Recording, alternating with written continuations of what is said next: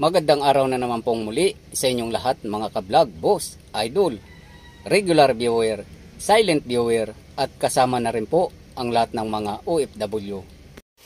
Ang gagawin ko naman ngayon ay nagdadiagnose ako ng stoplight.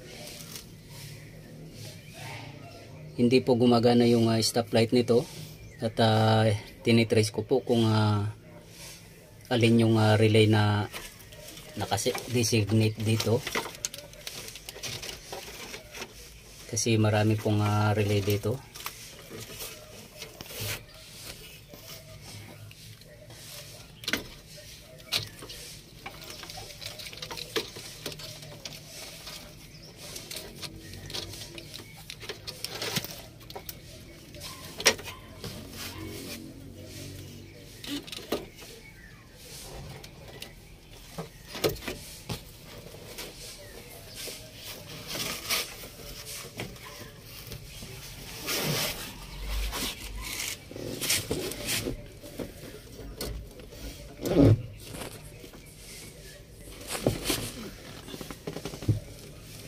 So nandito po yung switch ng stoplight na yan.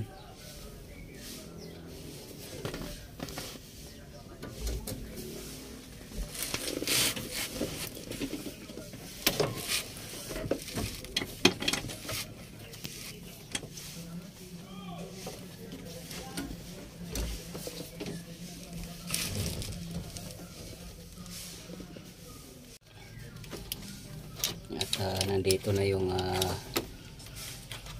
relay ng stoplight. Ito siya.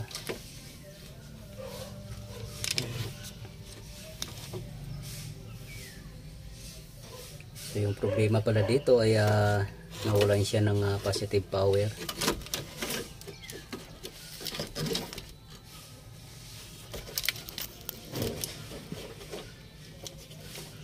So ito yung positive power niya. Yung positive power ay pinagsama siya. Yung input power supply ng papuntang ilaw ay pinagsama siya dito sa trigger line ng positive power na galing ng ignition switch.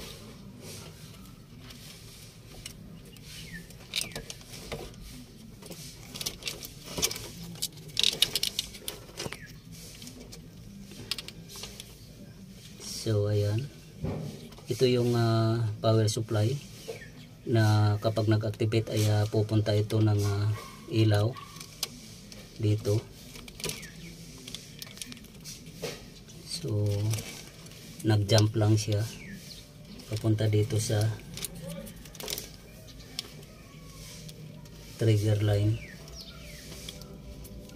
kung saan yung coil ng relay na positive ay doon siya pumunta, at ito naman yung kailangan supplyan ng positive power, at pag nasupplyan ito ay masusupplyan na rin yung relay ng input power papuntang ilaw.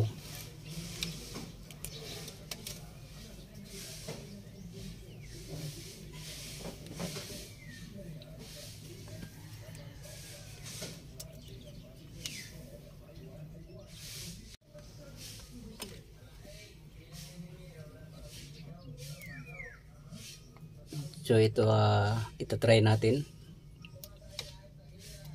kung mag-activate yung relay kapag nasupplyan natin ng power, yung positive power na to. So positive power po to.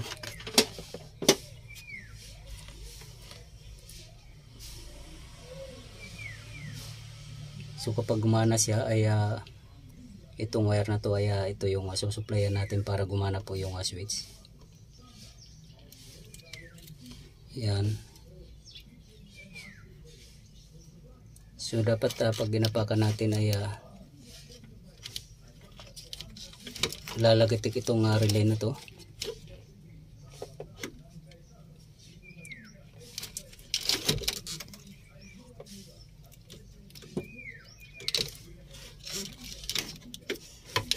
Yan. So kapag ginapakan natin yung pedal, eh dapat mayroon tayong maririnig na lalagitik.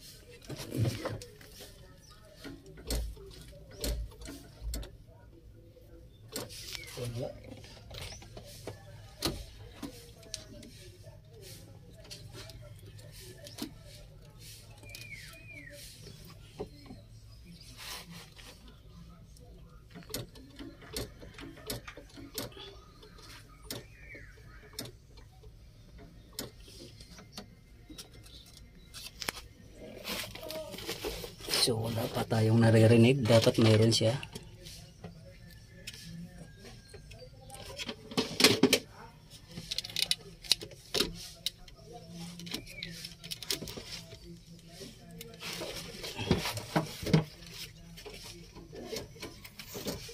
Ayan.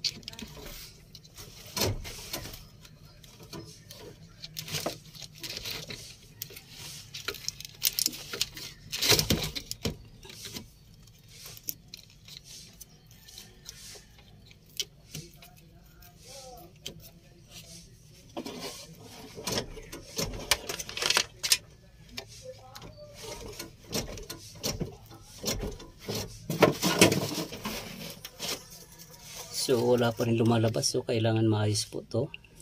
Kailangan siyang mag-activate tong relay na to.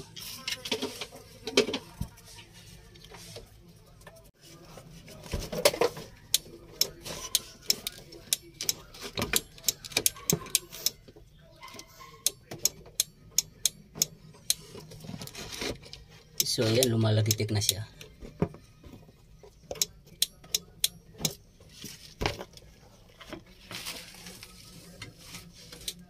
Ayan.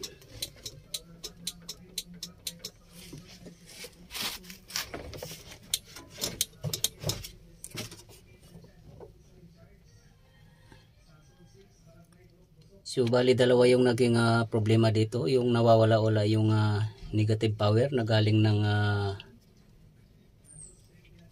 brake switch. So kailangan siyang ayusin, pero okay na siya, gumagana na ngayon. At itong positive power naman ay gumagana na siya, pero kailangan ayusin pa itong wiring na to. Yan.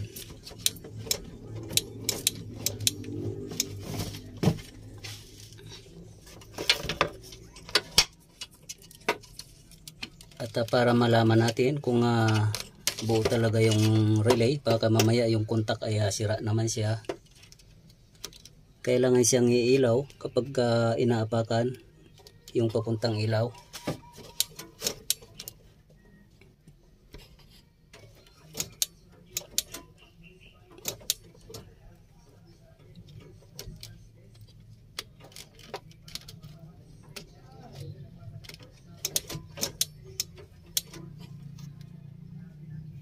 So ayan, pag lumalagitik, nag-activate yung relay at sabay may lalabas na power supply dito. So yung power supply na to ay papuntang ilaw yan. So confirm na siya na mayroon na siya, pero kailangan tingnan natin yung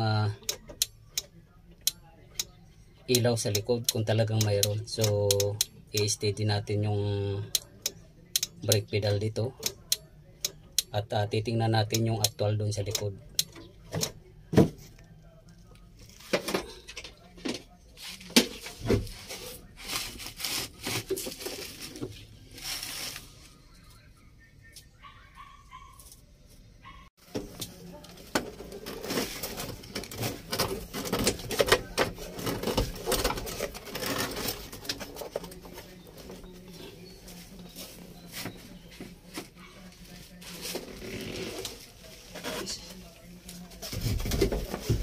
So titingnan natin yung nasa likod kung talagang gagana siya.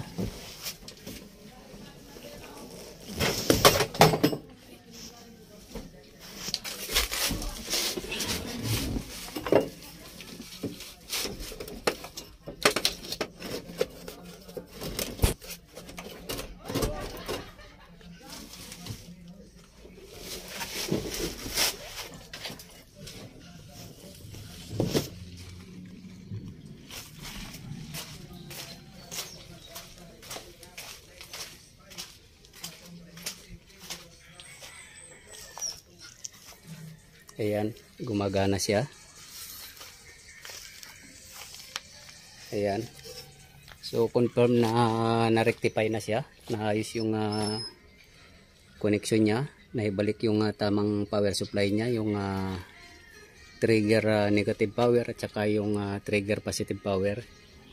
At kasama na rin yung input power supply na papuntang ilaw.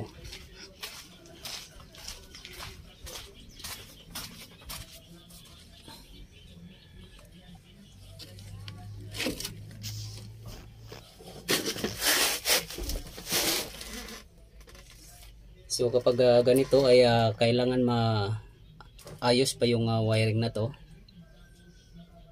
Kasi hindi po pwedeng ganito lang yan. So hahanapan natin ng tamang supply. So yung pinakita ko dito ay para ma-rectify lang yung tamang linya. Kung nasaan yung relay at ano yung power supply na nawawala. So ito na po ay actual na po natin nakita at gumagana siya.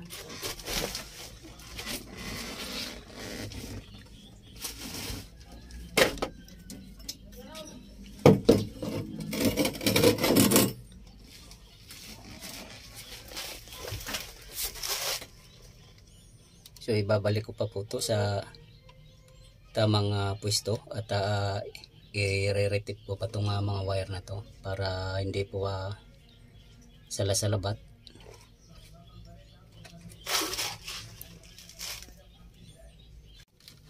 So hanggang dito na lang po muna ang video kong ito. Please like, subscribe na lang po and hit notification bell para sa susunod na mga video. God bless all po.